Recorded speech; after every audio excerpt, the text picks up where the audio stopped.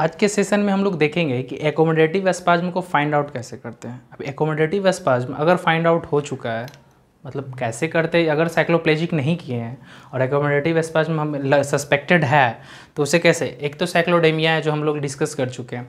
अभी सेकेंड है सडन अनफॉगिंग। आगे भी बहुत सारा टेक्निक है, बोरिस डिले और उसके बाद हम प्रिज्म इन, तो ये हम लोग अलग अलग देखेंगे। तो आज हम लोग देखेंगे सडन अनफॉगिंग। अगर हम सडन अनफॉगिंग का बात करें, इसमें क्या कर रहे होते हैं कि जो रिफ्रैक्टिव करेक्शन हम लोग फाइंड आउट किए हैं वो पेशेंट के आँख के में पहले पहना देंगे, आई मीन रखेंगे ट्रायल फ्रेम में वो पावर। उसके बाद क्या करेंगे, +2 डायप्टर एक्स्ट्रा रखेंगे, राइट। अब +2 डायप्टर रखने से क्या होगा, विजुअल एक्यूटी रिड्यूस हो जाएगा। विजुअल एक्यूटी जैसे ही रिड्यूस हो जाएगा, अब क्या करेंगे, सडनली वो वाले पार्ट को हम हटाएंगे, मतलब अनफॉगिंग करेंगे जो +2 एक्स्ट्रा रखे थे।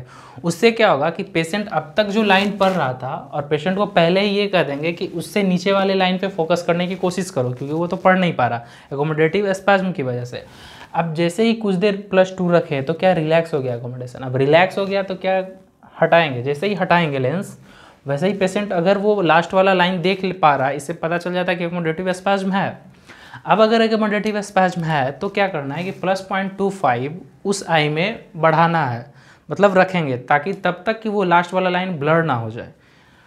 ऐसा हो सकता है कि जब सडन अनफॉगिंग किए तो वो फ्रैक्शन ऑफ सेकेंड के लिए ही क्लियर हुआ हो, मतलब कुछ समय के लिए ही लास्ट वाला लाइन क्लियर हुआ हो, क्योंकि ओवर एकोमोडेशन हो रहा है ना, जिसकी वजह से हो सकता है वो फिर ब्लड हो जाए। लेकिन +0.25 रखना, फिर +2 रखना है, फिर उसको हटाना है, ताकि वो वाला लाइन बिल्कुल ब्लड हो जाए, सडन अनफॉगिंग में ना दिखे। अब जब वो पॉइंट जो लास्ट वाला लाइन है सडन अनफॉगिंग में पेशेंट नहीं देख रहा होगा, तब कुछ देर बाद क्या होगा, जब रिलैक्स होगा तो वो लाइन उसको क्लियर दिखेगा। ये एकोमोडेटिव स्पाज्म, ये सडन अनफॉगिंग का ये टेक्निक है। अब अगर हम इसको देखें स्टेप बाय स्टेप, तो क्या करते हैं, सपोज मानो कि किसी पावर अगर हम लेते हैं +1, राइट, -0.50, इसके साथ करेक्शन में एक्सिस 180, विजुअल एक्यूटी 6/9 है, राइट। अब ये पावर हम दोनों आई में रखेंगे, ये वैल्यू है। तो एक काम करते हैं, हम इसको ऐसे हटा देते हैं, रब कर देते हैं, डायरेक्ट देखते हैं। 1 -0.50 180 विजुअल एक्यूटी 6/9, यहाँ भी +1 -0.50 एक्सिस 180 6/9, ये विजुअल एक्यूटी है। सस्पेक्टेड है कि एकोमोडेटिव स्पाज्म है, ये सस्पेक्टेड है कि एकोमोडेटिव स्पाज्म है, राइट। अब क्या करना है कि इस वैल्यू में पेशेंट को इंस्ट्रक्ट यहाँ पे ये करना है कि जो 6/9 विजुअल एक्यूटी है, तो उसको ये कहना है कि हम इसको चेंज कर देते हैं, इस लाइन से हम रिप्लेस करते हैं कि उसको कहना है, इंस्ट्रक्ट करना है कि 6/6 विजन को देखें, जो कि अभी ये ब्लड दिख रहा होगा, ये सही है। अभी 6/6 क्या है, इसको ब्लड दिख रहा होगा, ये हम ब्लड ये लिख दें, हाँ। लेकिन फिक्सेट उसको 6/6 पे ही करना है, फिक्सेट 6/6 जो कि ब्लड है। अब क्या करना है, +2 रखना है, +2 डायप्टर रखना है, डी स्फेरिकल। तो +2 डायप्टर डी स्फेरिकल दोनों आई में रखेंगे। अब दोनों आई में रखेंगे कुछ मिनट के लिए, यानी अप टू 1 मिनट रखो, जरूरी नहीं 1 मिनट, 1 मिनट से कम भी रख सकते हो, वैसे 1 मिनट रखें। हम ये इसलिए लिख रहे हैं ताकि आप इजी वे में इसको रिलेट कर पाओ कि क्लिनिक में करना कैसे है। अब ये 1 मिनट तक अगर छोड़ देते तो क्या एकोमोडेशन रिलैक्स हो जाएगा, एकोमोडेशन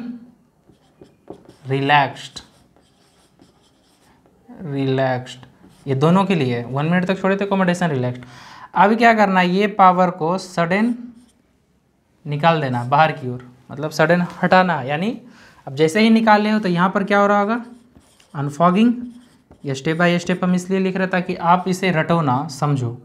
अनफॉगिंग, क्योंकि बिगनर को बहुत प्रॉब्लम होती है, बहुत सारा टेक्निक होता है ना, अब तक जितना भी हम लोग देखे, विदाउट रेटिनोस्कोपी से फाइंड आउट करना, स्फेयर पावर, उसमें भी कुछ कर रहे होते हैं, हम प्रेस इमीडिएट कॉन्ट्रास्ट, हैक हम प्रेस इमीडिएट कॉन्ट्रास्ट, तो बहुत सारा टेक्निक में अल्टर होता है। तो इसलिए निकाल दिया, यानी अब ये अनफॉगिंग हुआ। अब अनफॉगिंग हुआ तो पेशेंट का क्या रिस्पॉन्स आएगा, अगर एकोमोडेटिव स्पाज्म है, इफ़ अगर एकोमोडेटिव स्पाज्म है तो वो पेशेंट 6/6 को देख लेगा, राइट। भले ही वो फ्रैक्शन ऑफ सेकंड के लिए क्यों ना देखे, हम यहाँ इसको ब्रैकेट कर देते हैं। अगर एकोमोडेटिव स्पाज्म है तो वो देखेगा, अगर नहीं है एकोमोडेटिव स्पाज्म तो वो तो तुम्हारा पहले वाला ही सही है जो 6/9 है। अगर है तो 6/6 देखा, फ्रैक्शन ऑफ सेकंड के लिए ही देखा, इसका मतलब है कि एकोमोडेटिव स्पाज्म है, क्योंकि पहले ही आप डिडक्ट किए हो तभी तो ये प्रोसेस पे आया हो सडन अनफॉगिंग।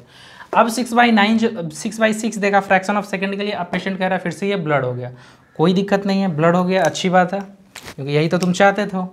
अब क्या है, इसमें +0.25 रखेंगे, राइट, और फिर से वो प्रोसीजर करेंगे, दोनों में रखेंगे, फिर से ये प्रोसीजर फिर से करेंगे। अब जब फिर प्रोसीजर करेंगे मतलब फिर से +2 यहाँ रखेंगे, फिर हटाएंगे, जब तक कि पेशेंट ये ना कहे कि 6/6 अब क्लियर हो। लेकिन पेशेंट को जब ये 0.25 रखेंगे और फिर +2 रखेंगे तो फिर भी पेशेंट को 6/6 ही बोलेंगे, क्योंकि फ्रैक्शन ऑफ सेकंड के बाद 6/6 तो ब्लड हो चुका था। तो फिर से पेशेंट को बोलेंगे 6/6 देखो। अब जब ये पेशेंट 6/6 देख रहा होगा उसी टाइम फिर से +2 रखेंगे, फिर से सडन अनफॉगिंग करेंगे। अगर पेशेंट बोलता है कि अभी भी 6/9 ही क्लियर दिख रहा है, आई मीन 6/6 क्लियर नहीं हो रहा है, तो पेशेंट को अब अनफॉगिंग मत कर, सडन अनफॉगिंग स्टॉप कर दो। कुछ देर बाद देखोगे जब रिलैक्स होगा तो यानी मैक्सिमम प्लस पावर अचीव हो गया। अब जब एकोमोडेशन रिलैक्स होगा तो पेशेंट 6/6 ही देख रहा होगा। तो ये एकोमोडेटिव स्पाज्म फाइंड आउट करने का एक सडन अनफॉगिंग है। आगे हम लोग देखेंगे प्रिजमीन भी देखेंगे, फिर बॉडी डिले टेक्निक भी देखेंगे क्या। So up to this, thank you.